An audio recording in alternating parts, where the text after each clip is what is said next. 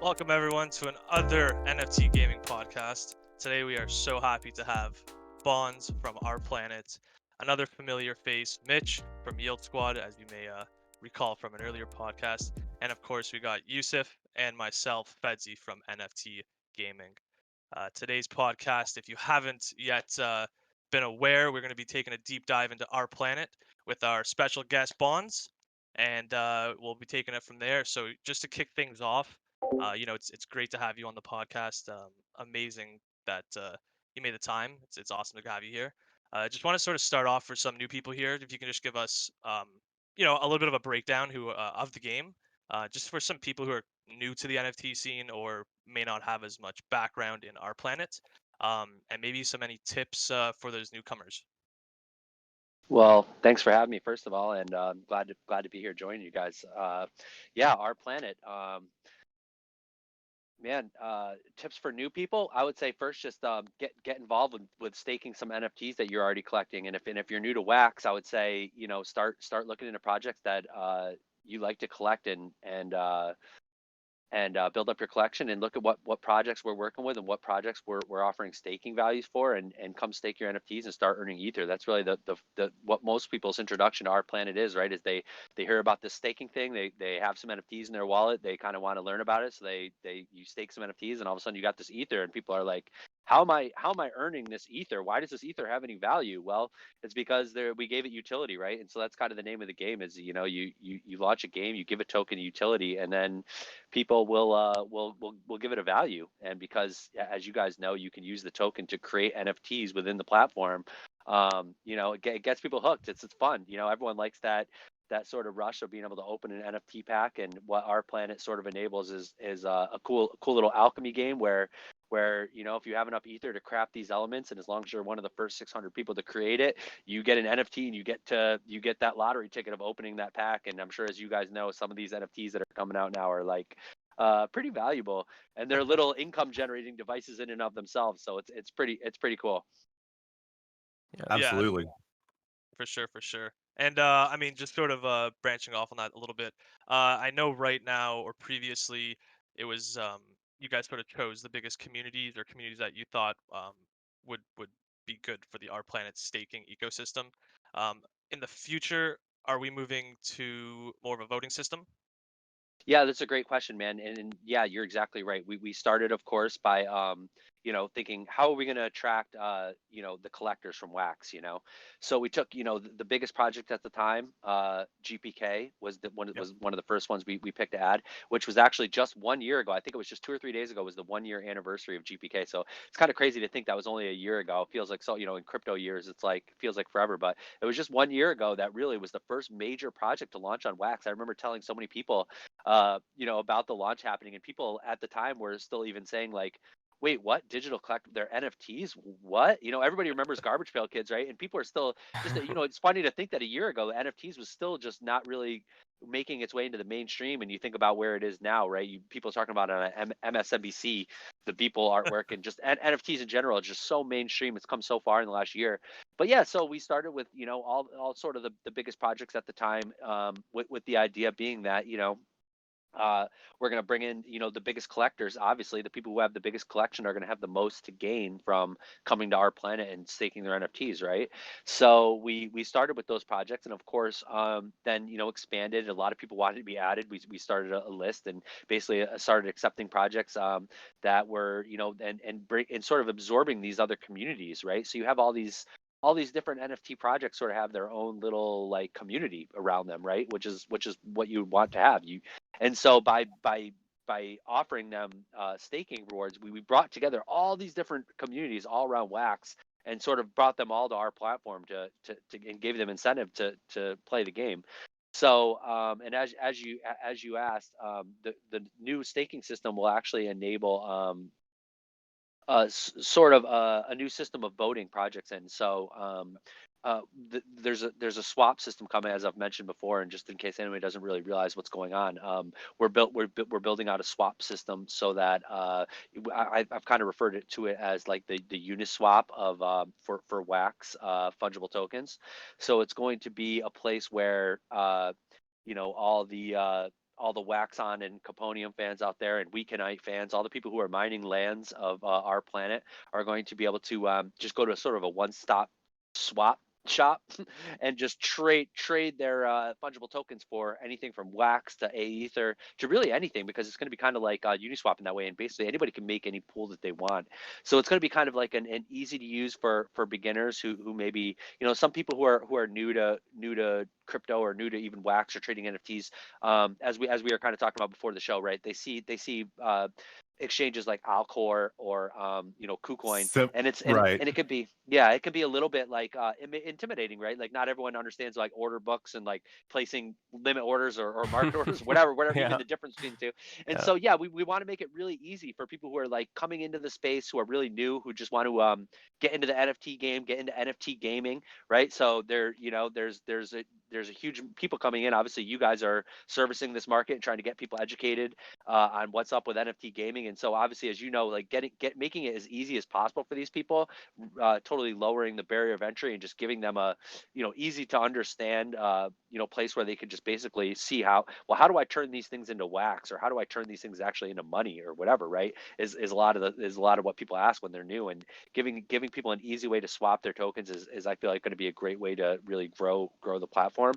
And so by the people who are providing liquidity for those platforms, this is where some of the new people might get a little bit lost, but basically how it works is you can add liquidity to those pools so that you're the one actually providing you know, the tokens on the other side, so that there's a liquidity pool to be swapped from, and for doing that you're rewarded by getting some percentage of the trading fees, right? So it's actually profitable for you, or can be profitable.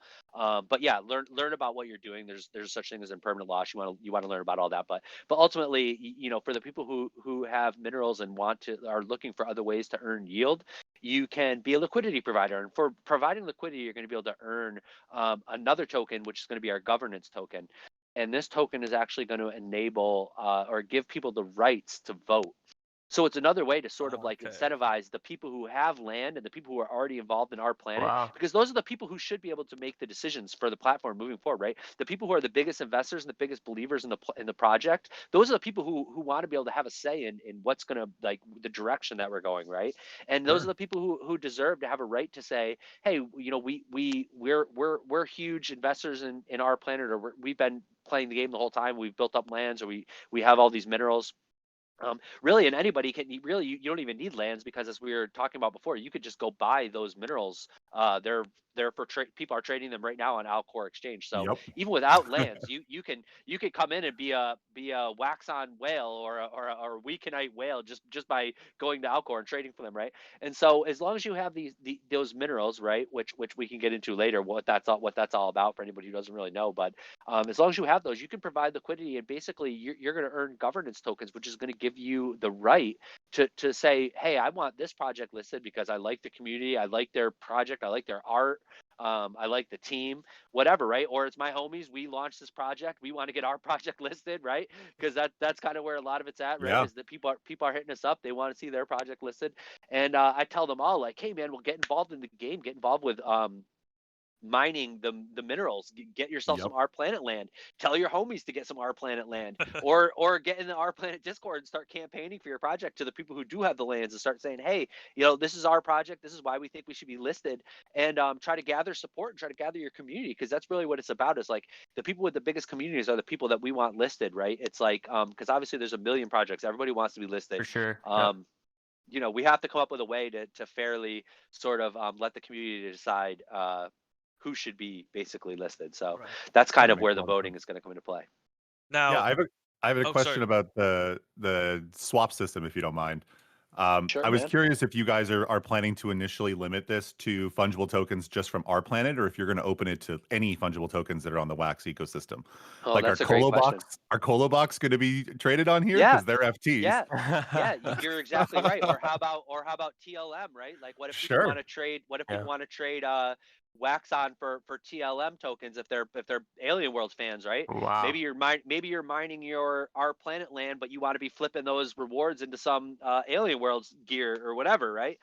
Yeah, you're exactly right, and that is going to happen. We're going to be able to basically anybody's going to be able to create any pool. So there's lots of new games coming too, right? So just imagine, there's as this ecosystem grows, this could really be what we're hoping to be, one of the exchanges that people are using to swap tokens from all these different games and make as much interchangeable between all these tokens between all these different games and sort of connect all these communities with our swap, just like we've done with our staking system. That's really, really cool. Does Ether and the other planetary resources have a cap to them, or are they infinite supply? Yeah, that's a good question. So the actual max supply of Aether is 10 trillion. So it's Oh, not going to run out anytime soon, right? Aether does have a max supply, and you can look that up. And it's actually Ivan actually did a great write up, kind of explaining how the system works. And it is a little bit confusing because people use different terms for burning or retired sure. or whatever, right? Like the tokens are retired. They're when they move from one, there's basically like this flow of the tokens, right, from when they get released from the mining pool to to pay out the stakers, and then of course they're coming back into the game when they're going to the generator, and then of course they're being sort of retired when people are throwing their ether into the generator and making these new elements, right?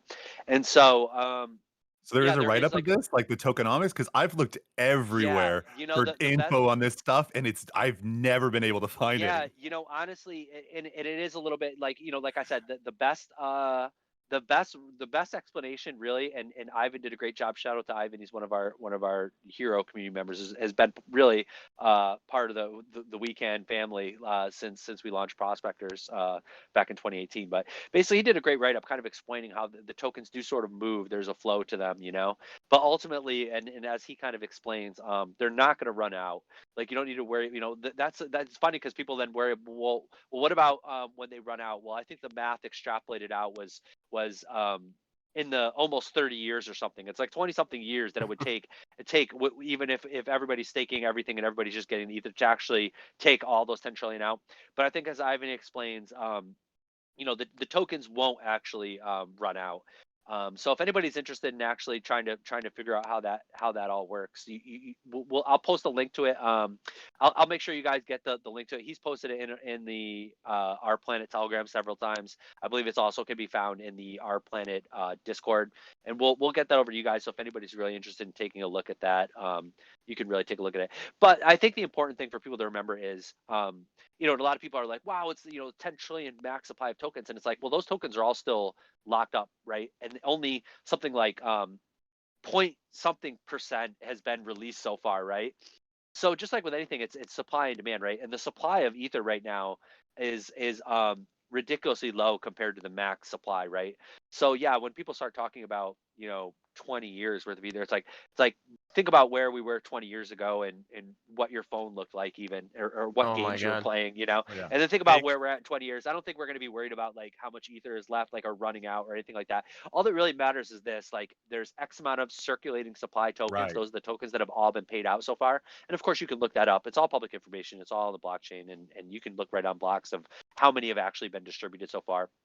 It might be something like 80 million, which is hard to really grasp of what that actually is of 10 trillion, but it's like point nothing percent, Yeah, right? for sure. And so It's the idea is too is, so out of all those tokens that have actually been distributed, a huge amount of those are going right back into the generator, and they're being essentially yeah. destroyed, but Yep. they're actually retired is the term, and they're actually just going to another wax account, right? Which is what actually burning, in a lot of chains and people talking about burning tokens, when you think about it, like, a lot of people don't really realize that there's different mechanics that different chains use for what people call burning tokens, and most of the time really it's just a matter of moving it to another account, because the tokens like still exist, like, technically, right? Like in almost all cases, right? Like, you're just essentially moving them to what people call, like, refer to as burn accounts, but those accounts are really just key accounts where the keys have been nulled, or there is no keys. The keys, like, Yeah. don't exist. It's like turning a flag to 0 in a database. It's the same thing. You're Oh nothing is deleted on a database. You just say that's exactly enabled right. is off. Yeah, exactly. Yeah. It's off now. Exactly right. It Yeah. still exists. It still exists, right? It's just information, right? You have this data, and it Yeah. The exists, ledger and you're has just to moving it from persist. one. Exactly. So you're moving it from one place to another. And so, yeah, like, and getting back to what we were saying about the circulating supply, at any given time, you can look up the circulating supply. And, what really is almost more important when people are thinking about it, because a lot of people think about it in terms of, and it's something that we don't really, as our team, we're not really, like for us, it's honestly for us, it's better if the token price actually stays somewhat low. Like we cringe every time, like when people like whenever the token rates, because we realize that makes it, people see that then it's actually getting more expensive to like mint these NFTs, right? But ultimately, it's a free market, right? People are going to do what they're going to do, and I think what's been happening is people realize that and it's just like sort of the actual token in the free market that it's trading on Alcor is really just like a free flowing sort of experiment in the supply and demand sort of tokenomics, and what people are really willing to pay to craft these elements. Because what we see is that every time a series of new elements gets discovered, Oh yeah. it seems like then people go and buy up all the people on these Yep. chains. Yeah. The stair steps on Alcor are very obvious. Like Yeah, every that's time exactly there's right. a new one, it just goes right up. Yeah, yeah, and I think it's funny too, because even if you go back and you look over the past few months, right, like there was the initial sort of total speculation phase, right? Like we're releasing this token into the wild, and no one had any idea what it was going to be used for, and we're actually surprised people weren't dumping it then, but I think a lot of people were saving it because they knew a game was coming and they were excited for what we were doing and they wanted to see what was going to happen. But we actually expected more people to just dump it. But it's really great to see how people sort of held on to their tokens. They're like, what am I going to be able to do with these? And I think even still, as of just a few months ago, people were still just learning about actually the mechanics of the game, and basically I think what happened early on is a lot of people kind of tried out the game. They weren't really sure what it was about. They might have thrown some elements into the generator and got the pig telling them, hey, sorry, you got nothing. And then they were like, wait a minute, I just wasted that ether. This has a dollar value. Yeah. I just threw it into the fire. It's gone now. I'm actually just burned money. And then they're like, well, wait a minute, I'll just sell my ether instead, right? And then they realized, as people started, as that we went through the ebb and flows in the development of the game, and I think people basically then came back to it and realized, like, hey, wait a minute, there's all these tools available now where you can just know, all the recipes are known. They're known actually the moment that the NFT is created. It's on the blockchain, right? So Yep. of course people are smart. They're going to create tools. They're going to scrape the chain. They're going to get the data. They're going to compile this data, create tools. As we've seen, shout out to all the guys, Ivan and Yeah. Pigwig. Pigwig created a tool basically to make it so easy that you don't even need to use the generator anymore. You just click one button and you build. Yeah. Yes. And it builds I the whole thing for you. taught Yusuf how to use that tool. That's an amazing thing. when like virus was discovered and when like plasma was discovered, I was teaching him and our friend Colin on stream how to do it like in real time. I was like, okay, Oh, cool. You're getting errors here. You got to wait. Okay, this is. Man. They're getting failed to fetch. Their servers are getting hammered. Like I was like telling them how to be patient because it's just things like light on fire the second an The element thing is is discovered. too But it's is so much fun to yeah. just be there for that moment Yep. to make that like first 600. Oh yeah. And it's crazy how smart that generator is, because sometimes my app would crash. At one point, I had ad block on, and basically it kept, blocking all my transactions. And I was like, oh man, now I'm gonna spend like another 730,000 Aether. You know what I mean? But no, you just click it, and it's so smart. It knows exactly where you left off. It knows exactly what you have. It's just like right on. It's nuts. Dude, I totally agree. Like I couldn't believe that either. Like I was so surprised. Exactly what you're saying. Like I can't believe that at any point, basically, you can just pick up where you left off. The thing knows exactly which elements you've already created, exactly where you are in the recipe, exactly what you need to keep going. It really is actually amazing because he just whipped that tool up. Like that was available. Well, the early version of it was available shortly after the game launched. But once he had built that functionality where you have basically like a one-click build, like it really is a game changer. And for any of us who were around since the beginning, like there's it's kind of a fun element to it where you're like, when you're doing we call it now like manually crafting, but like that was the only crafting that was crafting. Like you just had to do it manually, right? And so like everybody had their spreadsheets out, and I remember early on we're like writing down the rest. I had like a notepad and I'm like keeping track of the recipes on a notepad, and then you memorize them because you're using the same recipes over and over and you know what they are, and you're like so used to use. And then but then as you like move through the game and the recipes get more and more complex, you start realizing that it's like you almost like you would see that something got discovered, and then you'd be like, oh my god, it's going to take 3 suns, and oh, that's gonna take me an hour, you know, and Yeah. it actually like you start realizing it's gonna take a long time, and then this tool comes along where it's like one click basically. Well, it ends up being several clicks because of everyone's trying to do it at the same time. People basically crash the like you said. It's like Breaks it. yeah, that we literally break the tool because all of a sudden there's like 5,000 people trying to craft this item at Exactly. the same time. We actually, I think, there's spikes on like actual CPU usage. Like we affect the whole Wax blockchain when Oh certain yeah. things get Oh, get wow. discovered When if you're it's in doing the something good. It yeah, if ripples. it's in Yeah, the right it time. ripples everywhere. Yeah, for I sure. know it's really interesting, but yeah. So that tool is amazing, and I think that people didn't know about that tool right away. And I think still to this day, like people are coming and they're kind of new to the game, and they don't exactly know about all the mechanics. I still see people all the time saying like, "Hey, I crafted a garbage. Like, why can't I stake it?" Like and Yep. we still get these. And I think it's just a matter of like educating and like what you guys are doing, Yeah. and really props to you guys because really that's what it's about. A lot of these games, this game is somewhat simple, but yeah, there even with a simple game, this crafting game, there's all these little intricacies like only 600 are actually going to get you the NFT, and then after that you're and the fungible token, of course, but Right. then after that you're only crafting for the fungible token. Right. And I think a lot of people are confused even as to what the difference is between the fungible token and the non-fungible token, and what I can actually do with these FTs. And I think it's just a matter of educating, and I think you guys are doing a great job because that's really what it's about. You tell your friends about this thing, and they're kind of like, to someone who's new, the whole thing can seem a little bit intimidating. And the more content that's out about it, and the more people like you guys are actually showing people what's up, telling people what's up, and helping people along, that's how we grow this whole thing. Yeah. For No, sure. for sure. Absolutely. I mean, Um. speaking of Oh, new players coming in, like how one of the things that you guys have been talking a lot about is the upcoming possible rig sale. Like to me, I can't help but ask about the rig sale, given that everyone is just chomping at the bit, and it's something that we get in our communities. Always people asking like, "What's the best way to get in? What's the best way to get in?" And we want to keep yes. telling people like, yes, you can pick up collections, but those collections, if you're a supporter of a big collection that is stakeable in R-Planet, it's a good way to get in. But Yeah. what we really want to do is to be able to support support the Right. R-Planet developers, and we really want to be able to tell people to go buy your stuff and support you guys directly, because all we see are more and more NFTs being added to the marketplace from various collections that may or may not be for the sake of the art, may or may not be for the sake of pushing the Aether generations. Totally. But we really want to what I really want to be able to tell people is to support you guys. So my It's question true. is there plans for that rig sale to really allow new players to get a foot in the door? Is that something that they can Yeah. be looking Yeah. forward to? No, it's a great question, man. And you brought up a lot of great points there, man. There's sort of, I'll start to just kind of unpack that. So basically, yeah, like, obviously, yeah, like a lot of people are coming in now. They see like we're so far along the element tree now where it does cost a lot to craft these elements, right? So people really want to get their ether mining rate up so that they can feel like they're like in the game and taking part in like the crafting elements.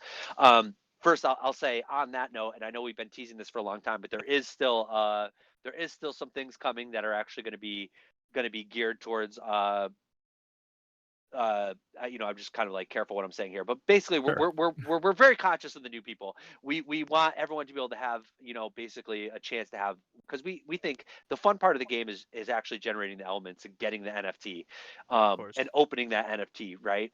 So I mean, if you just kind of think about that, like we're working on, there is and has been a plan always to address that. Secondly, the rig sale, there is going to be another rig sale. It's really hard. Like, as I don't know if you guys were around for the last one. We obviously we created a whitelist for the land sale. It was very low barrier of entry. We basically wanted to reward our players, and it was very easy to make that whitelist. All you had to have done was create 2 crafts Yep. in the I only generator. did one. I only did one. I was Oh not. no! I missed it. That's on me. I talked about it Yeah. with a friend. We were like, "Should we do 2 just to be safe?" And we're like, we're not certain, and like Just it's leave it on with us. one. And Yeah, and we I had mean to 2 crafts, FOMO not in. even 2 NFTs. Yeah, not Yeah, even 2 yeah, NFTs, like 2 crafts. Like, right. so if you had just at any time in the last like 5 months just basically logged on and made like a couple simple things, mud, Yeah. whatever, like water, earth, 40,000 ether, which at that time too, months ago, the price of Ether, at the time, right when we announced that, and we were telling everyone in the chat too, we made it pretty much without spelling it out, because we knew if we spelled it out, that people would have just tried to game it, right? Right. So anybody who was paying attention, we made it pretty clear. All you got to do is be playing the game. And basically, without spelling it out, hey, you got to use the generator twice, or else everyone and their brother would have just Right. told their friends, hey, make sure you use the generator twice. So Yep. having said that, and this goes back to if you'd used the generator twice, going all the way back. So even in the time when Ether was, 1/10 the price that it is now, it would have only cost you like $2 to make 2 crafts, right? Even at the time when we had announced it in the Telegram, I did the math, and it was like $10. So that's not nothing. I don't want to like diminish that, No, because it obviously was to like some people 40 that's wax. significant. Yeah, it cost like 40 wax for one craft when we had thought it was only one to get through the bar. It was like 40 wax. Right. It was definitely on us for, having to being cheap, and then we paid on the secondary market. I think my land pack cost me 5,000 wax. Yeah. So, and the difference is it could have cost you, $50, Yep. but yeah, so we rewarded all the people who have been playing the game, which is, people seemed really happy about that. Which is how I feel like it should be. People were it was like, I've seen so many sales on wax where as soon as the sale is over, everybody is complaining. Like, I've seen it over and over and over, going all the way back to GPK. Like, people were mad. Like, the sale happened, it sells out, then people found something to complain about. Yeah. And every sale subsequent, like, I've seen people complaining, and our sales have really been like, everyone's been really happy. Like, of course, the early rig sales sold out as expected, but with the land sale, everybody was super happy, because basically we made it such that the list was exactly at 3,000 people, and we made exactly 3,000 packs. So if you had used the generator, you basically guaranteed yourself a right to buy a piece of land. Wow. Which is, Now- which is, as you just said, it was basically a ticket to guarantee yourself a pretty valuable asset. Absolutely. Having said all that, for the next rig sale, obviously everybody is thinking that there's some kind of whitelist. We thought about making how we would construct a whitelist. Everybody is trying to front run our ideas of how we would make a whitelist. People have already tried to We've been game scheming. it, like, people have tried to game it to the moon, which makes it, and we realized as soon as we did the last whitelist, okay, that's not going to work, because now we already know. Everybody knows. There was immediately 10,000 new wax accounts that tried to use the generator twice. Holy. Like, so you just think, like, you just look at how many accounts that are actually, but then the idea too was, and I've kind of said this publicly, we don't want to just reward, like, the problem too with making a rig sale where everyone's like, what are going to be the qualifications to make the whitelist. We had to decide, like, we don't want it to just be people who've been playing our game, because there's a ton of people who just came into wax who are like, hey, I'm generating like 50 ether per hour. I have no cards. I'm basically generating no ether per hour. I have no way to use the generator unless I go spend money on buying ether, And so we didn't really want to make it like specifically we don't want to block anybody. The whole point of the rig sale really is we want to give everyone who's in wax a chance to basically grab a rig, and we're hoping that people are trying to grab rigs because they want to stake for ether power, and they want to play the game, right? Of course, there's a million people who are also thinking, well, I'll flip this rig, because they see now that the rig prices have gone crazy. And so there's this super fine line between us wanting to involve everybody, because we want everyone to be involved, and also we really are super conscious about, we don't want them to get just bought up by bots. We don't want it to immediately get sold, be on the aftermarket for ridiculous amounts. But the problem is, and you guys realize this too, there's really there's going to be no good answer. There's everyone who wants a rig isn't going to get one. I want a rig. I don't know if I'm going to get one.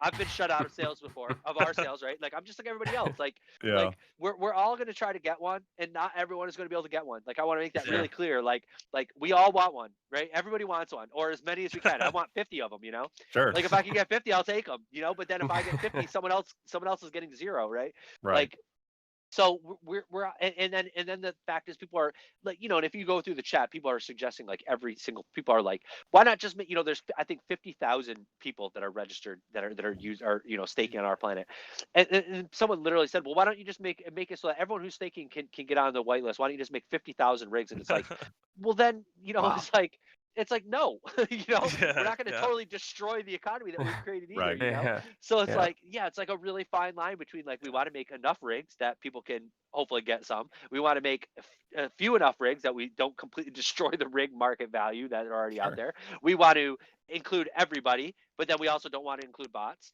It's going to be, it's really tough. It's like we're I going know. to Sure. we're going to use the latest and greatest software for detecting bots and eliminating bots. We already know it's like there's bots that are faster than you, and Sure. you'll never compete with a bot. They're faster. They have like, you can't compete with automation, right? So all we can try to do is just use the best tech. We're going to obviously do the best we can to make sure that we walk that fine line between making sure there's enough rigs that people get a chance to get them, and yet we will try our best to eliminate botting, and we will also try to not destroy the market in the meantime. So yeah, we have a lot of sort of things that we're really trying to do with the rig sale. At the same time, we want them to be available to everybody. So all I can say is I was gonna jump in there go ahead, just to please. summarize. With all that being said, what are we? I know I heard a rumor about May, end of May. What's Oh, going as far on? as time wise for the rig Yeah, sale? yeah. It's going to be before the end of May. I mean, Okay, okay, Okay. it's coming. And then the other thing okay, is like okay. the other I thing mean, you is said swap this week, right? Like no, no, no, there's no, no. certain things No, that you were no, no. talking about Oh, on Discord and Telegram that you've said are like coming this week. Like there's oh, other, this week. Oh yeah, not like the there's, swap pool, but the staking or pool. the So staking pool. yeah, Okay. yep. So this week, as soon as this week, which it's ready to go, that we've been testing it. We will be enabling, and we can talk about that as well. The new staking pools, right? So Yeah. the new staking pools are coming this week. And that's sort of the very next major thing that's coming. And I would say that the rig sale will be shortly thereafter. And I mean, like I said, it's going to be in May for sure. And the other thing about the rig sale is going to be, don't be surprised if there's not a ton of warning, and we basically are like, hey guys, this is when the rig sale is happening, and get them, Ooh, because we ooh. don't Ooh. need to Okay. advertise. We don't need to advertise for it, obviously. Like It's So everybody's load up waiting. on wax now. Load up I'm on just wax saying. I'm not now. saying Yeah. anything. I'm just saying that, like, we won't. Don't expect some big hoopla, like, big A rig sale week. coming. It's like, we Right. don't need to advertise it. Everybody knows it's coming.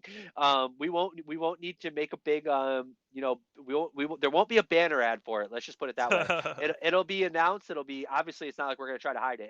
There'll be a tweet, and I'm guessing that, like, from the time we announce the sale, it'll be within a few days. Like, we're gonna announce it and the sale's gonna come, and we don't want to deal with, like, it's gonna be, Okay. it's gonna be a So it's matter of still at least a day or two of notice, but not like Very a nice. week of yeah, notice. and expect the rig sale to be within the next 2 weeks. I mean, it's Yep. coming. They're ready. People want them, and People they're want them. the Oh yeah. rigs are all, Captain Pig has been, making the finishing touches. The rigs are all like in their packaging. They're ready to go. Okay. They're ready to be plugged right into the wall. They're basically ready to start mining. Are All these they new need. rigs?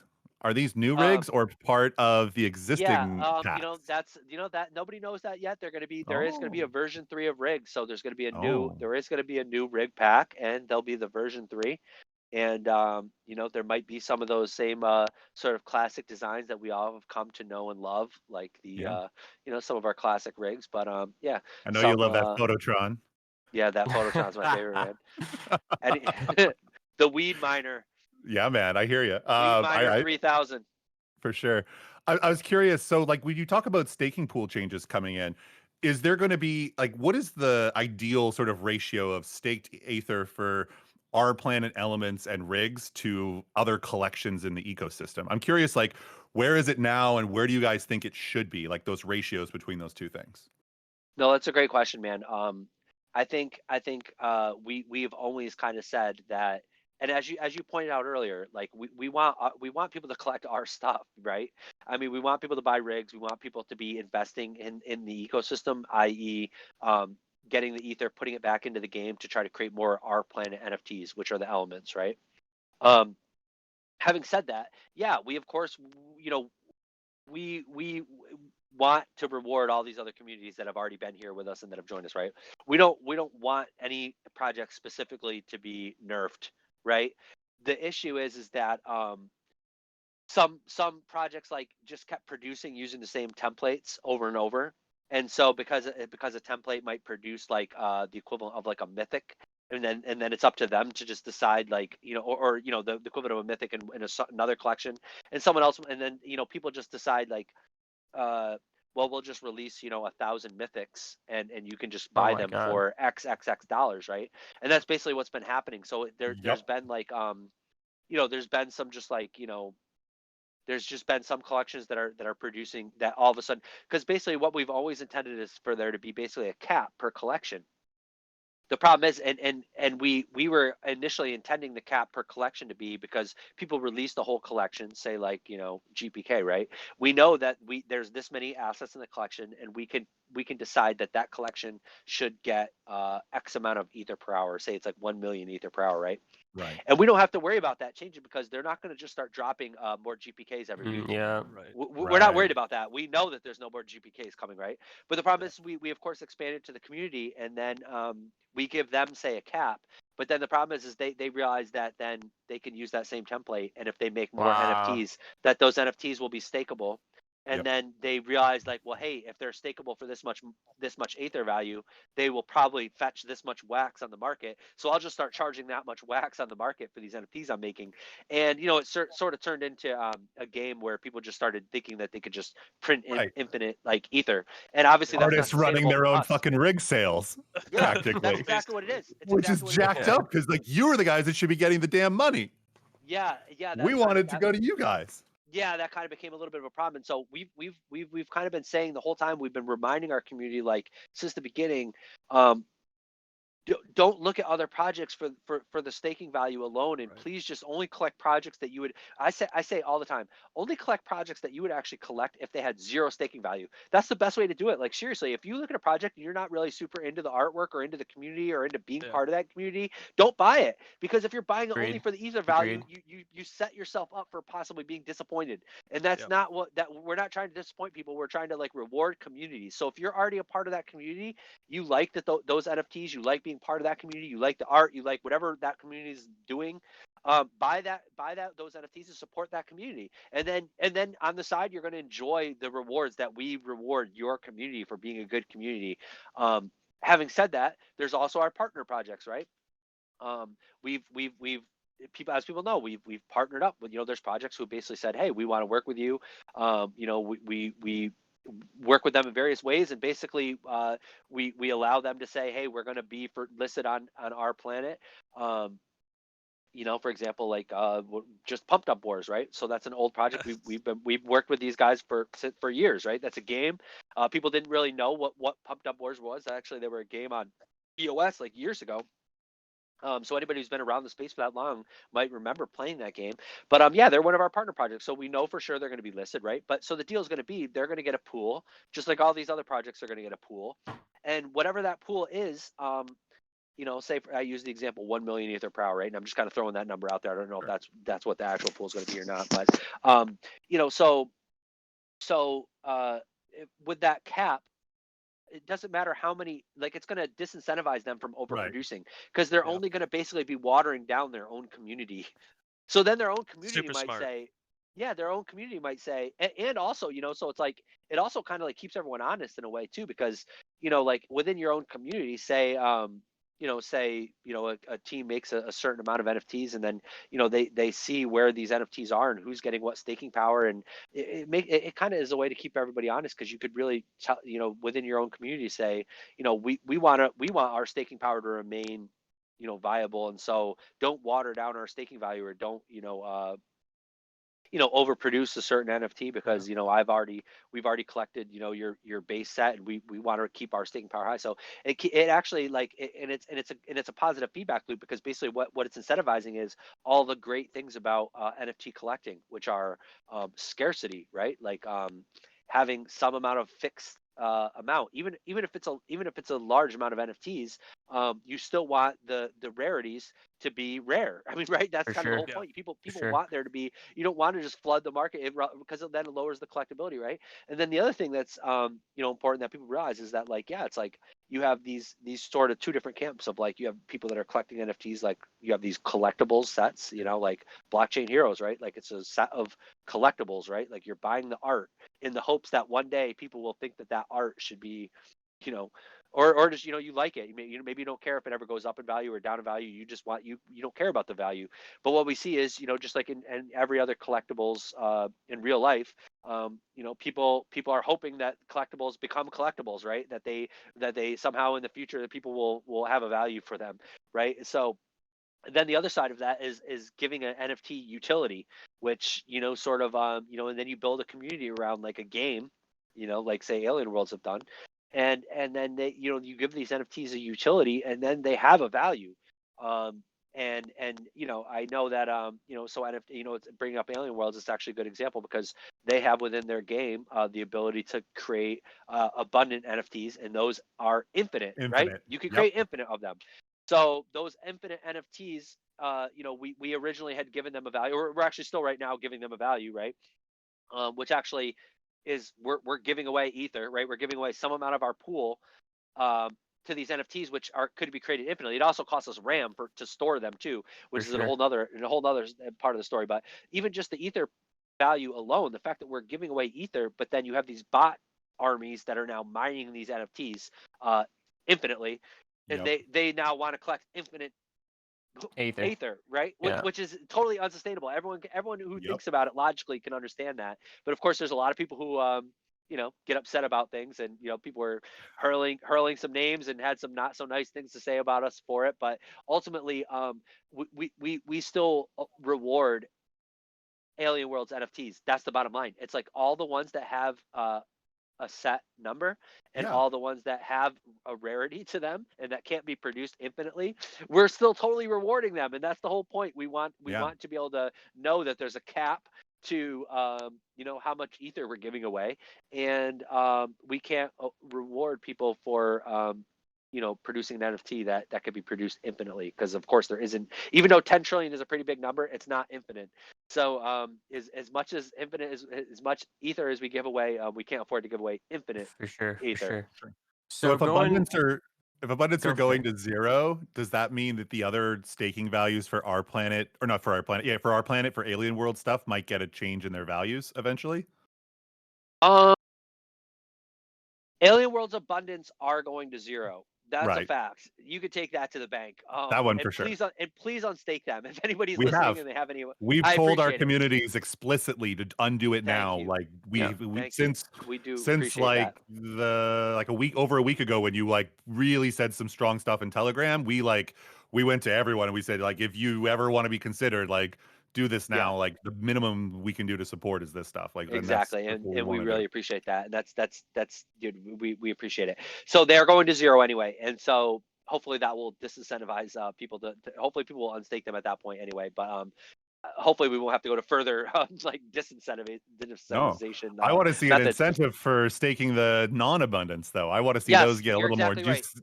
Yeah, and you know that might be the case. So like I said, there's gonna be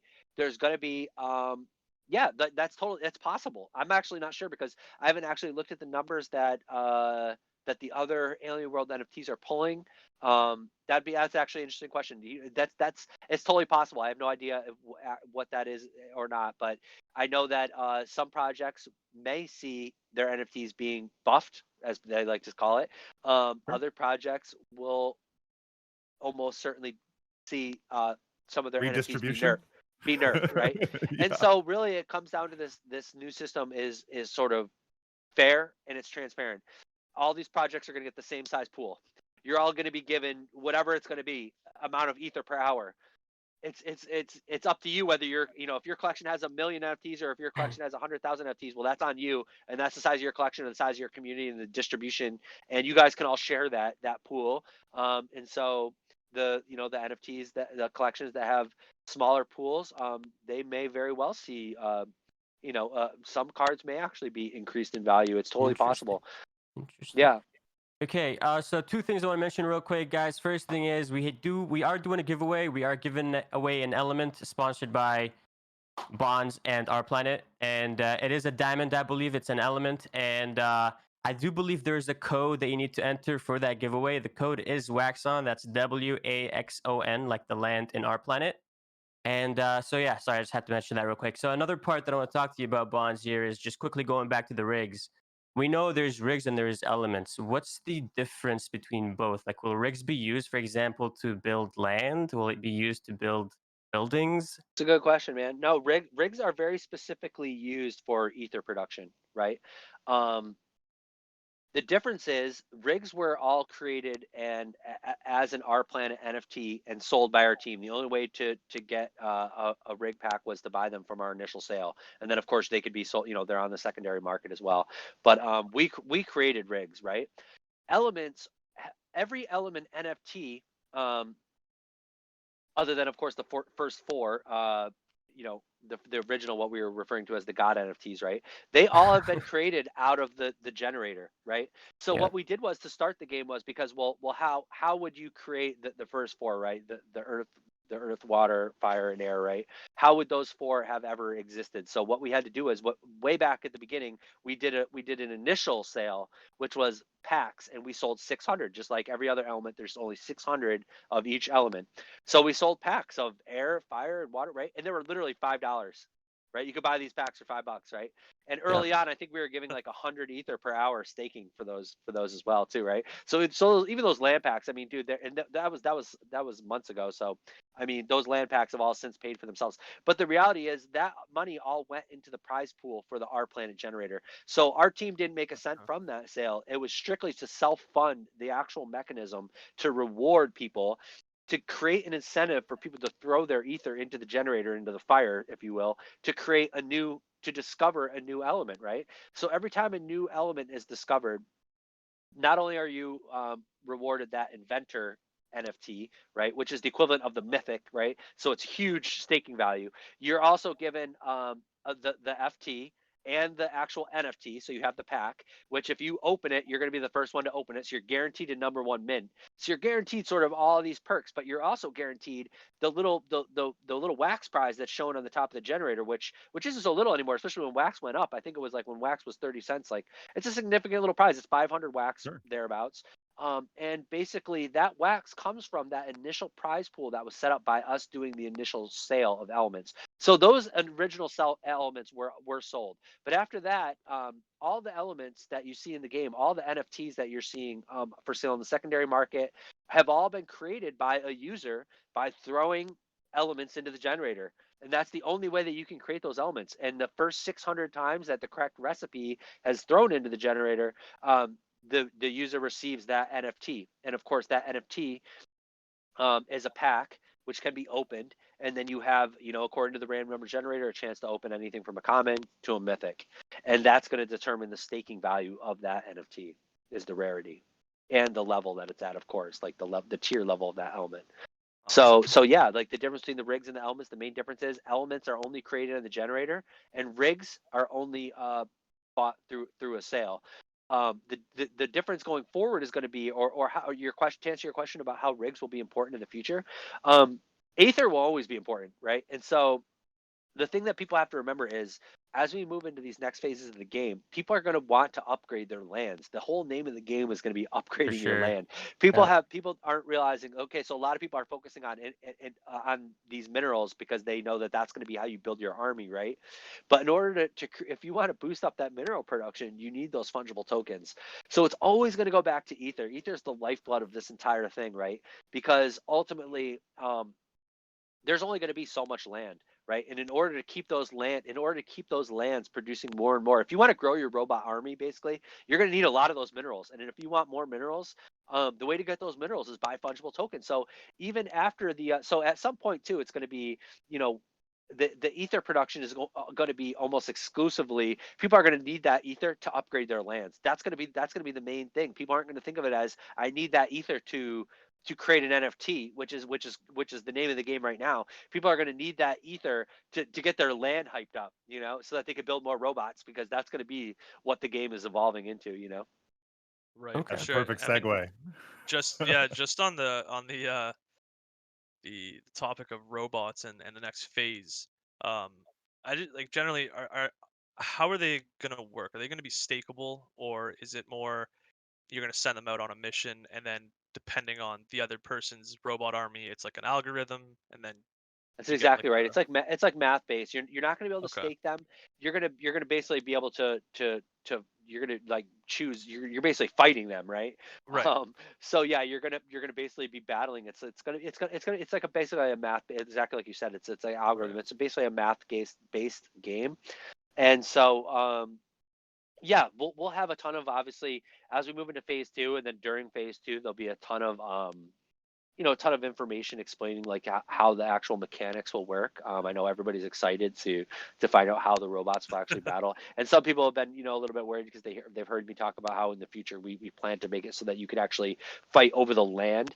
Originally, Yeah, or the initial phase 2, like you don't have to worry. Nobody's going to try to like come steal your land or battle your robots, or like you're going to be able to choose to battle your robots against other robots, and you'll be basically like you won't be at risk of losing your land. I'll just point that out again because some people were confused about that aspect of it.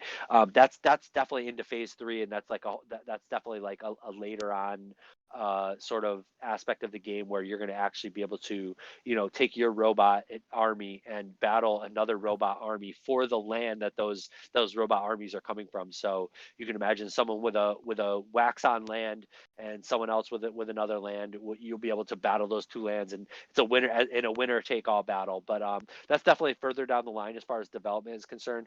The initial gameplay won't actually include that functionality. awesome. Sorry, I'm just reading. We do have some questions here from the community. I think maybe we'll get to if you can answer them. Um, Sure, man. One just popped up a bunch of times here. Um, what would they're wondering what's the use case of Aether with people with no land?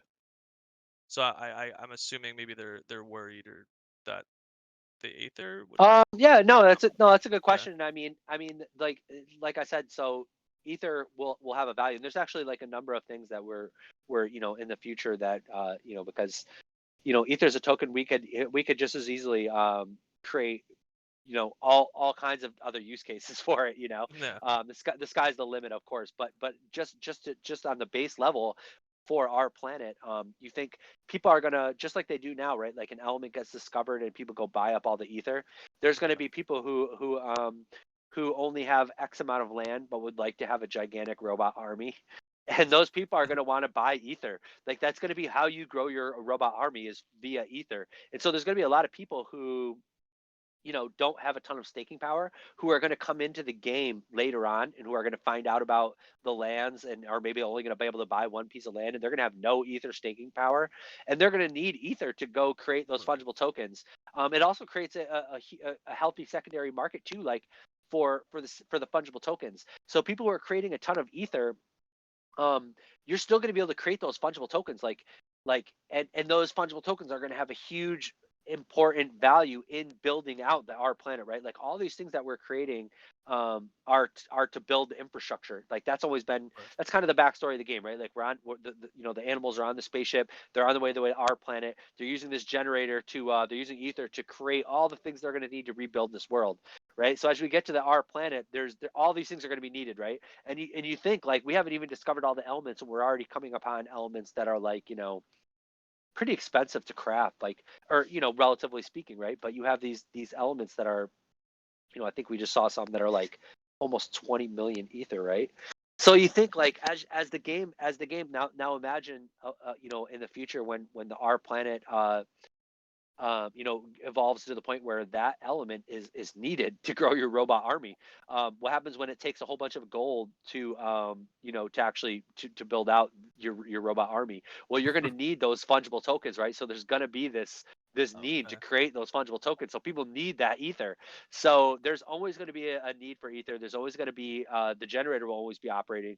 There'll be people who it'll create and incentivize a healthy secondary market for all these fungible tokens, and it'll also enable a way for new people coming to be able to buy their way into upgrading their lands, um, and building their robot army, as their as designed, right? awesome. So it's Yeah, gonna kind that's of awesome. be I guess you'll have the Aether farmers and then the landowners and the little ecosystems within it, and It's they're all sort you're of just, you know, Exactly. Yeah. It's a whole circle, and you can kind of see how it's starting to evolve, right? Like as yeah, of right now, you already kind of have this circle where you have the farmers. Some of them are just selling that. You have the most basic farmers. They're just farming ether and selling it on the market. yeah, And you have the other side of that of people buying that ether so they can make more because they want to generate NFTs. yeah. And then now you're going to involve the next phase of the game where all that ether and all those fungible tokens are actually going to be needed. So you're going to add in, it's just building the layers of the game, and you're right, it works like a giant circle, ecosystem. That's Makes awesome. sense.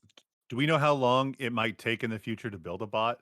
Like, I'm curious, like, from like a daily gameplay perspective. I mean, as someone who plays a lot of blockchain games, like in parallel, I'm always looking for like more things to do. And Our No, Planet you're and Alien exactly right. Worlds are both games that like strike out to me as like I have so much fun when I'm able to play Alien Worlds or Our Planet, but both of them leave me severely limited in how much I can do every day. Like Right. I'm collecting and I'm maybe gonna craft if something is invented. I don't have enough to No, really you're risk exactly right.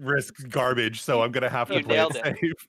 No, you nailed it. You're exactly right. And it's something that that we've learned and we've thought a lot about, because as you guys know, we also are one of our first major blockchain games was Prospectors, right?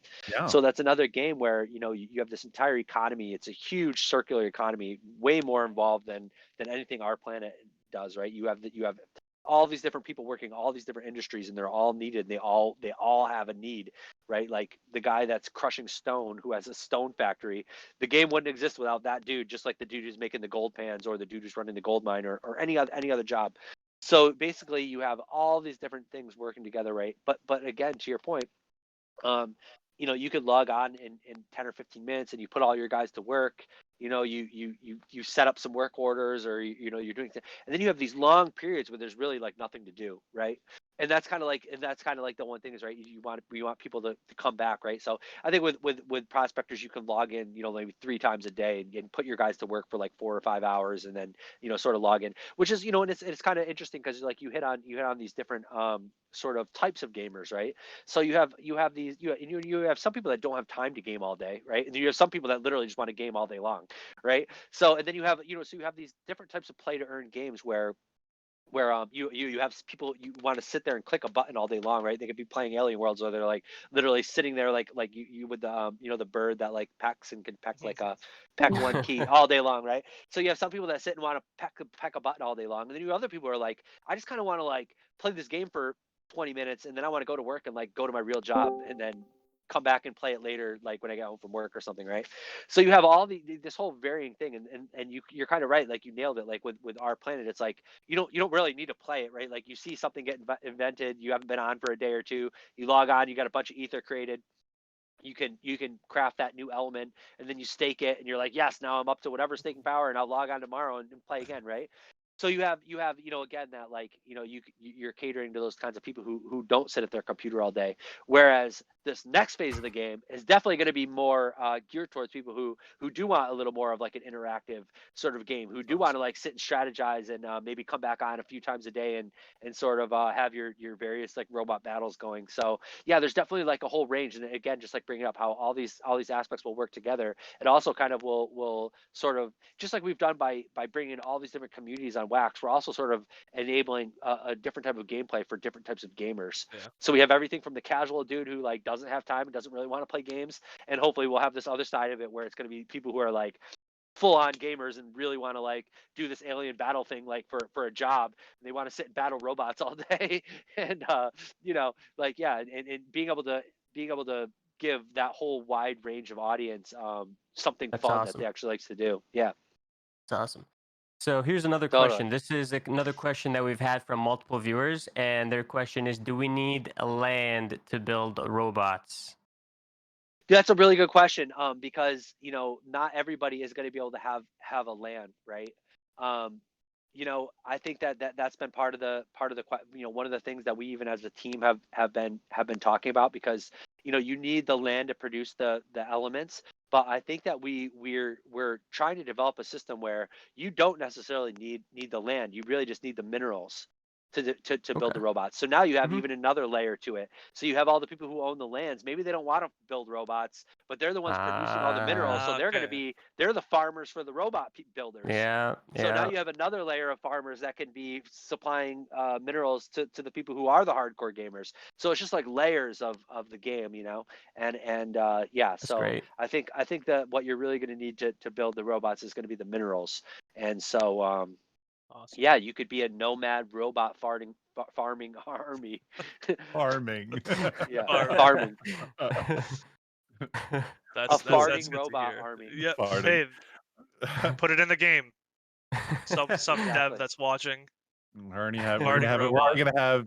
So I mean, so I imagine these like robots are gonna be more than just mechanical. Are they gonna be elemental? Are they gonna be like composed of different elements and different like things that they're built Well, out of? yeah, Of they are course. going to be different. There's like I don't know if we'd want to call them breeds, but yeah, there's going to be like breeds of robots, right? So we're gonna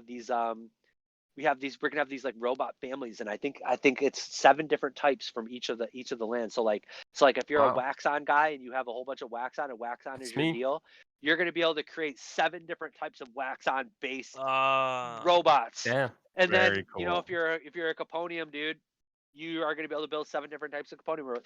And so yeah, there's gonna be these various levels of robots that you can build. Interesting. Awesome. So when you say various levels, do you mean like common, uncommon, mythical, legendary? Is it like a Yeah, pack we open? I need yeah, a that's dopamine hit. yeah, no, that's exactly right. No, that's a good question. Yeah, they're like think of it as like the family of robots, right? And so of course when you're battling, whether it's however the rarity is defined, you're going because of course it's like if you have a whole bunch of the equivalent of some super high power legendary robot.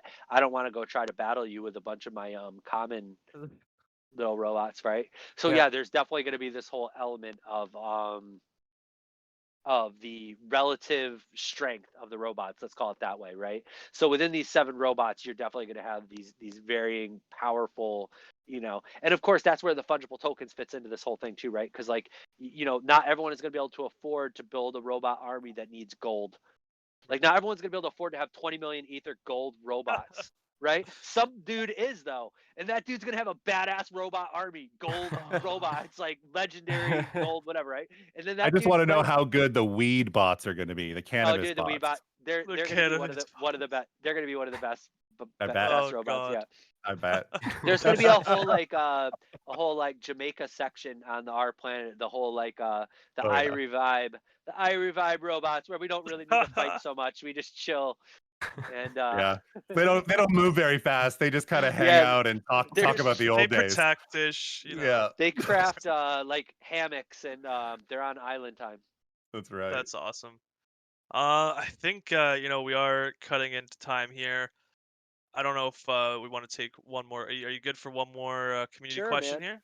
Sure. Okay, let's see. Let's jump in. Who wants to pop in a question really quickly in the chat here? We'll pop one up. So okay, so someone we can just go really fast. Boosting uh, land I just got one. Yeah, development. boosting You can land go is a ahead. great topic actually that I would pull from. Yeah, and it kind of is a good segue because we were just kind of talking about that, right? Like, so the fungible tokens are obviously going to be used to boost your land, boost the output, right? So if you're a wax on farmer, you're in the waxland region, you have your wax on farm, and you want to be able to produce more wax on.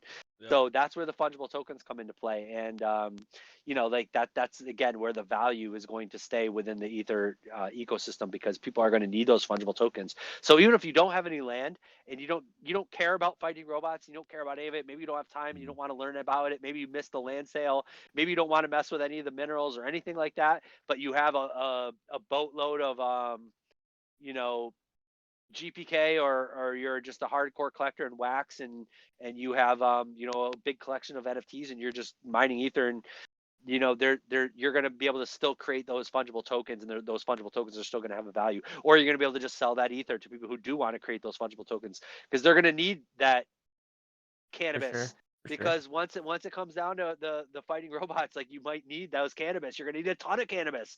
You're gonna need pounds and pounds and pounds of cannabis. Hope So it's like, so it's like basically like without that ether, how are you gonna get that cannabis, right? So that's kind of how the game continues, Awesome. Awesome. Awesome. Well, one last question really fast. In the next phase, some people are asking, once the elements are discovered, are you going to be constantly releasing new elements along with the different phases? Yeah, that's a really good question. There is that's something that's on the table for sure. Not gonna go too much into that, but yeah, Well, there's more to come with the game. I mean, the game this isn't just like a one shot deal. It's gonna be fighting robots. This is a whole ecosystem that's gonna continue to expand. Like I was saying earlier, there's gonna be more. I'll just leave it at this. There'll be more use cases for Ether, and the current use cases for Ether will be expanding. So Wow. there's lots more coming Unreal. for our planet, and yeah, and there's partnerships and other things that we have worked out with other collaborations with other existing projects too. I think that people are going to be really excited about to hear, because there's we can't the weekend team, we do, of course, as everyone knows, I talked about earlier, we made Prospectors, but we also are putting out a game called Tribal Books. And then there's partner projects of ours that are also working on games. So the more we can work together with sort of the other projects, and the more we can tie together different gaming aspects, and within the games, cooperation is key, and collaboration is king. So the more we can bring together Sure. other projects and grow the community, the better. Yeah, I mean, Awesome. you had Awesome. mentioned Uplift as something that in a previous True. interview, that people will be able to get a piece of land on Uplift from their R-Planet land. Yeah, Is that right? that's exactly right, man. Yeah, so it was the original land sale. We sold 5,000 lands. That was going to be it's the Borvalis is the second land region, right? What's the name of the first one? All of a Swineland? sudden escaped mine. Zero. Yeah, the Swineland, of course. So yeah, if you're an owner of a Swineland piece of property, we that's, again, it's a perfect segue, because we talk about partnering up with projects, and they're great. They're doing great stuff. They're building out a metaverse on like a Minecraft server, right? Yeah. Which is now like going live. They're doing all this cool stuff where you're able to actually get wax as like a reward for people like traversing your land. And if you have like one of the railroad lands and they go on your railroad, you're like earning a reward for that. And you're also going to get now a ether. So how we partnered up with them was, we decided that they were going to give away a free piece of land. Well, it's not free. It's cost 5 million ether. You're going to be able to boost your R-Planet land. You'll still own your R-Planet land. You're not affecting your R-Planet at all by doing this, but you're essentially guaranteeing yourself another piece of land in the metaverse called the Uplift. And by doing that, you're also contributing to their prize pool. It's very similar to what I described earlier with how we created our initial prize pool. And so we did this sale, and then we basically put all that in a prize pool that we give away to our players. It's the same thing with the Uplift. That ether is going into a prize pool, and now everyone playing that game is going to be able to also earn some ether from the players walking around the map. And so as their land grows and you got all these people walking around the map, all those people are going to be able to get a little bit of ether too. So it's only going to further grow our ecosystem, and again tie both of the games together, because now you have people who are playing the Uplift. They're going to find themselves with some amount of this ether in their wallet. They're going to be like, what's up with this game? How do I use this? Who needs this? Can I sell this? Whatever, it. right? So when do we get to boost our lands and get a piece of That's a great of question. Uplift? I was just talking to Corey. No, we've actually been waiting on them. Of course, that functionality was kind of it's not really so much on our end. It was on their end. They needed to I be see. ready. And I just heard from Corey. I think that's like almost. If it might already even be ready. So I think we're just waiting on the final like sort of. And we'll make an announcement of that soon. Basically, once it's ready and when it is. 5 million ether will get you a piece of land in the Uplift. And a lot of people have been Save. asking about like how long, like I think people are worried, like because people have been like saving up their ether, and one thing I've actually heard, it's funny, is people are like, oh man, I wanted to craft that like whatever flag, insert element here, but I wanted to save up my ether for the Uplift, right? And I've been telling people like, dude, there's no time limit. Like you have, Right. you could wait 6 months from now, save up your ether then, use your ether now to get the elements while you can, because this phase of the game, we're at those good elements where there's a high risk, high reward, right? And it's the same thing with experimenting, right? Like experimenting is expensive, or it can be. There's still elements that are being discovered that are in the several hundred K ether range, right? So the moral of the story is, use your ether for its intended purpose. Don't worry about being in a rush to get the uplift land, because it's waiting there for you. It's already got your name on it theoretically. They have that land set aside. They have those pieces of land already set aside. So like it's sitting there with your name on it. Come up with the 5 million ether whenever you can.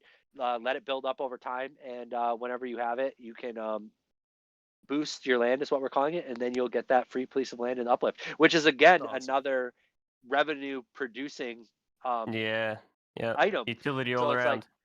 like, yeah, exactly. It's that piece of land is now, you don't need to do anything on it if you're not a Minecraft builder. Like if you don't know how to build, you don't need to actually do anything. You can just go in and turn it on, connect it to your Wax account, and basically you'll just earn and then the fun thing is like everybody knows somebody who knows how to build on Minecraft. Like link up with one of your buddies and be like, hey, let's build something cool, because then if more people come to your land, you're gonna get more wax. So like the cooler thing you can build, like the more wax you might make from that land, So yeah, just another cool partnership, another way to sort of grow the ecosystem. Like we were just talking about all of our partners and all these new partnership projects coming, and some that haven't been announced yet. All these games in the way that we can all work together to grow this ecosystem is as the guys in Uplift would like to say, it's a win-win-win economy. For sure. It really is. All right, well, Bonz, thank you so much for your time, man. Is there any like special shout outs you'd like to give out to people? Anyone you'd like to shout out? Man, shout out to you guys. Shout out to all of our guys who are helping us manage our chat, our admins, the guys who are running our Discord, Blockchain Luffy. Shout out to our homie Terry, who helps keep down the chats. Shout out to Kim and Dev and all the other guys who are helping, and of course Ivan and Pigwig for making cool tools for us. And shout out to the R-Planet community for keeping it real and supporting us and being helpful and kind to each other. Yep. It's all about the community, man. It's all about the community. Okay, well, guys, there you have it. There's the interview, or should I say AMA, with Bonz. Quick, couple of things. If you haven't entered the giveaway's still up. It's going to be up for, I believe, until Wednesday. So you guys still have 3 more days. Remember, the code is WAXON to get those extra 5 entries. But with that being said, thank you all for tuning in. I hope everybody has a good day, and thanks a lot, guys. Have a good one, guys. Oh, we did that at the same time. Thank you. Yeah, that was awesome. That was awesome. Thanks, guys. All right. Thank you, See you guys. later. Take care.